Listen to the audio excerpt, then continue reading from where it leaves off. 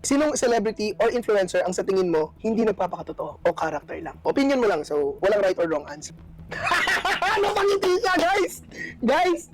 Kaya kailangan ko uminom. Teka, nag-iisip ako ng more dun sa naisip ko eh. Baka meron pang mas more eh. To the max talaga yung iniisip niya, guys. Iniisip ko pa, Saan pala yung pabinisiyan, no? sino ba yung sobrang plastic na talagang pag nakikita ko parang nandidiri ako lang. Ganun, meron ganun pa May ganun? Pag nakita mo yung post mo ba sa feed mo like, Scroll na. Ayoko na. hindi, ano namang pautot to. So iniisip ko, sino pa ba yung napepekean ako kay Nadine? We?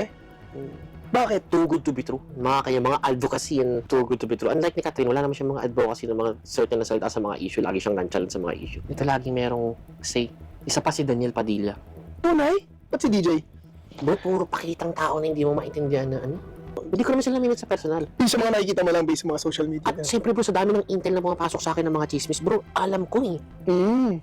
Alam ko yung mga ugali niya, alam ko sila kung paano sa likod ng camera dahil sa mga nakakarating sa akin ng mga intel, nakakarating sa akin ng mga chismis. Same with Nadine. Guys, sinagot niya. Sinong celebrity or influencer ang sa tingin mo hindi nagpapakatotoo o character lang? Opinion mo lang, so walang right or wrong answer. Ano pangiti ka, guys? Guys! Kaya kailangan ko uminom. Teka, nag-iisip ako ng more dun sa naisip ko eh. Baka meron pang mas more eh. To the max talaga yung iniisip niya, guys. Iniisip ko pa, Saan pala yung pabinisiyan, no? sino ba yung sobrang plastic na talagang pag nakikita ko parang nandidiri ako lang.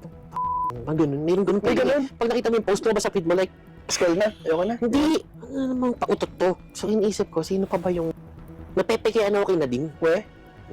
Bakit? Too good to be true. Mga advocacy and too good to be true. Unlike ni Catherine, wala naman siyang mga advocacy ng mga certain na salita sa mga issue. Lagi siyang nonchalant sa mga issue. Ito lagi merong say.